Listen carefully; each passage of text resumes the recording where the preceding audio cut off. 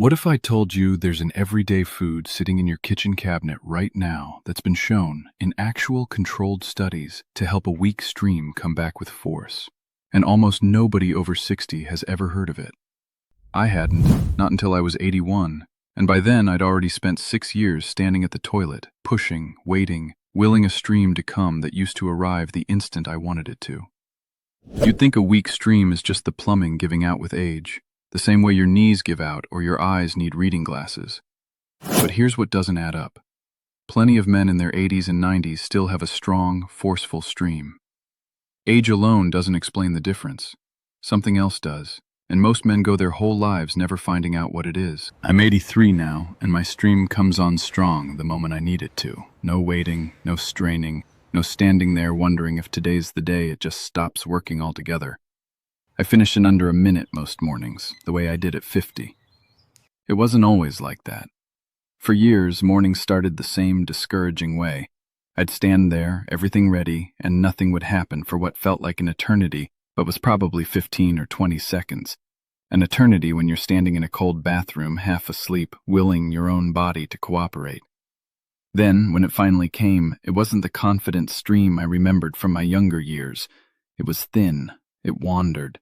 Sometimes it split into two directions at once, which is its own particular kind of frustrating when you're trying to aim at a target that isn't moving. My son, visiting one weekend, walked in on me mid-struggle. The door wasn't fully shut, and I saw the look on his face. Not disgust. Pity. That was worse. I was a man who'd run a hardware store for 38 years, who'd fixed things with my own two hands my whole life, and I couldn't manage the most basic function of my own body without a fight. I told myself it was just age, the same excuse every man my age reaches for. I stopped taking the long walks I used to enjoy because I didn't trust myself to make it home in time if the urge hit suddenly, and I didn't trust that first minute at the toilet not to embarrass me somewhere I couldn't fix it. There's a particular kind of quiet grief in watching a basic ability slip away one small humiliation at a time. Nobody dies from a weak stream. Nobody puts it on a headstone. But it chips away at something men don't talk about, the sense that your own body still answers to you. I started avoiding public restrooms altogether if I could help it, because standing at a urinal next to a stranger, waiting an eternity for anything to happen, was its own private torment. I'd let other men go first and last, so nobody was standing there listening to nothing. I started drinking less water during the day, which I now know was exactly the wrong instinct, just so I'd have fewer chances to be caught in that situation in public. My wife noticed before I admitted anything out loud. She'd hear me in the bathroom longer than usual and say nothing, which somehow made it worse. The silent acknowledgement that something was wrong and neither of us wanted to name it. I finally brought it up to my doctor almost 2 years after it started, embarrassed, mumbling around the actual words. He nodded, said it was extremely common in men my age, and moved on to my blood pressure.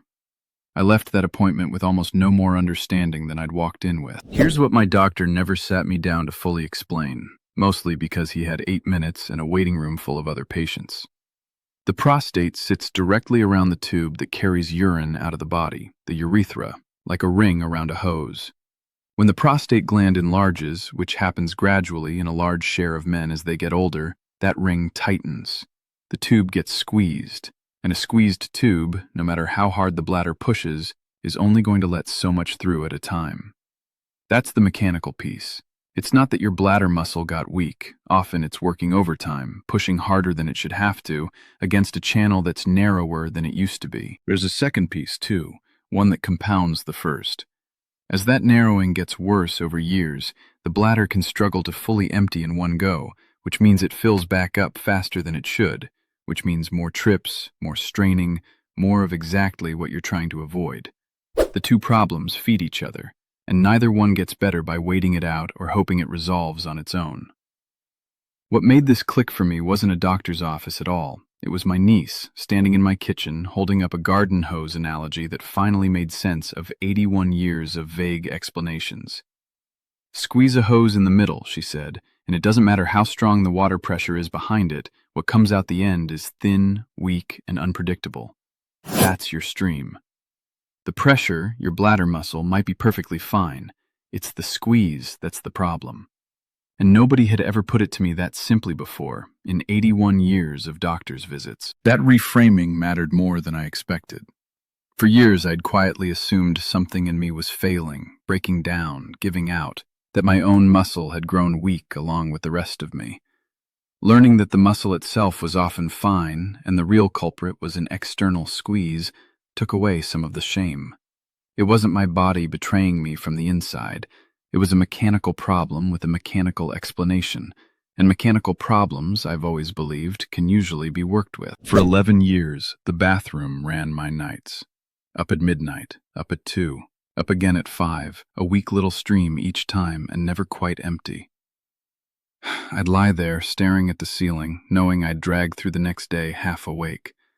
I thought it was just age. It wasn't. Here's what no one ever sat me down to explain. The prostate crowds the channel your urine runs through, so the bladder never fully drains. It just fills right back up within the hour. That's why you go and go again.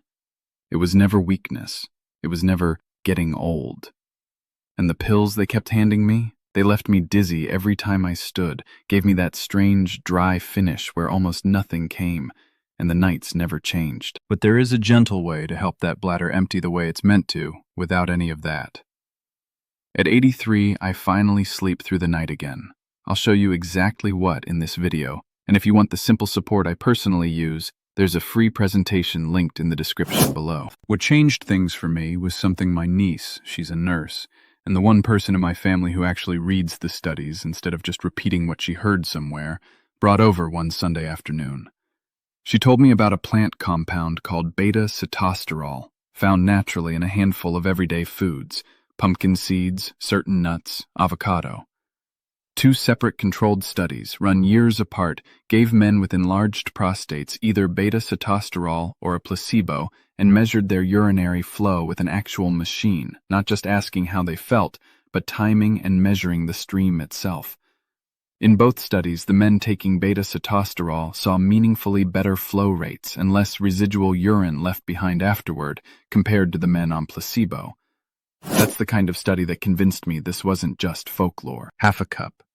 That's what she recommended I work into dinner, a half-cup combination of raw pumpkin seeds and a mix of walnuts or almonds, sometimes with a few slices of avocado on the side, most evenings with my meal. Not a supplement pill, not a powder, just food, worked in consistently, the way people ate before every solution came in a bottle.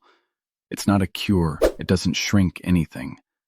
What the research suggests is that it may help support healthier urinary flow and more complete emptying over time, working alongside whatever your doctor already has you on, never replacing it. I didn't stop at the half cup because one habit rarely turns around years of decline by itself. 3 things working as one system. First, the half cup of seeds and nuts at dinner, consistently, not just when I remembered. I keep a container of it pre-mixed in the fridge now, so there's no excuse to skip it. Second, I started doing what's called double voiding, finishing at the toilet, waiting about 30 seconds, then trying again, which helps the bladder let go of the last bit it was holding back rather than carrying it around all evening. It felt strange the first few times, standing there waiting, but it became routine within a week. Third, I cut back sharply on salty foods at dinner, because a heavy salt intake has been linked in research to worse nighttime urinary symptoms. Something I never would have connected to my stream until it was explained to me plainly. I didn't cut salt out entirely. I just stopped adding it heedlessly and started reading labels on the canned soups I used to eat without a second thought. None of these 3 things on their own would have done much. Together, over about 2 months, they added up to something I hadn't felt in years, at a stream that came when I called it and finished when I expected it to. Now I take the long walk again, the 2-mile loop past the old grain elevator I used to avoid because I didn't trust my own body. I stand at the toilet in the morning, and I'm done before I've even fully woken up. I don't check my watch anymore, wondering how long this is going to take. I think about a man named Forrest, 78, who reached out after his daughter shared this with him. He'd been dealing with a weak, splitting stream for close to 9 years, and had quietly accepted it as just the way things were going to be for the rest of his life. He'd even started sitting down to urinate at home, something he never told his own wife the real reason for. He started working the half cup into his dinners and added the double voiding habit within the same week.